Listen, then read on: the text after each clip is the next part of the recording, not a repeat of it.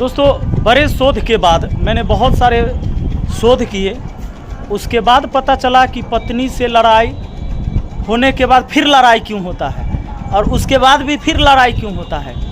तो बहुत सारा शोध हुआ इस पर और हमारा 12 साल के एक्सपीरियंस के बाद हमको पता चला कि पत्नी से बराबर लड़ाई क्यों होता है। तो ये हमारी पत्नी ही बता पाएगी।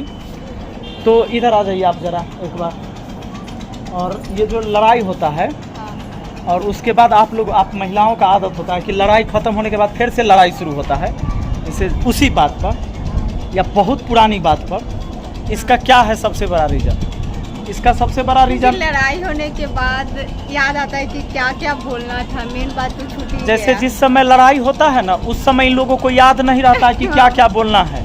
फिर इनको बाद में याद आता है कि और क्या क्या बोलना चाहिए था हमको। तब फिर उस पर एक बार लड़ाई होता है और जब उस पर एक बार लड़ाई हो जाएगा उसके बाद फिर बाद में याद आता है कि उस बार ये बात नहीं बोले, तो आप लोग फिर उस बात को फिर दोबारा बोलने के लिए लड़ते हैं। तो ये सिलसिला कभी खत्म ही नहीं होता। तो ये रहा सबसे बड़ा रीज़न, पत्नी से लड़ाई के बाद फिर दोबारा। सबके साथ होता है? ऐसा नहीं होता है सबके साथ। नहीं, जिसको पत्नी के साथ लड़ाई होता होगा और जो व्यक्ति ये बात के लिए परेशान होगा कि एक बार तो लड़ाई हो चुका तो फिर काहे लड़ाई शुरू हो रहा है, इसका एक ही रीज़न होता है कि वो कुछ बात उस टाइम भूली हुई होती है, वो दोबारा फिर बोलना चाहती है, इसलिए वो दोबारा से लड़ाई होता है।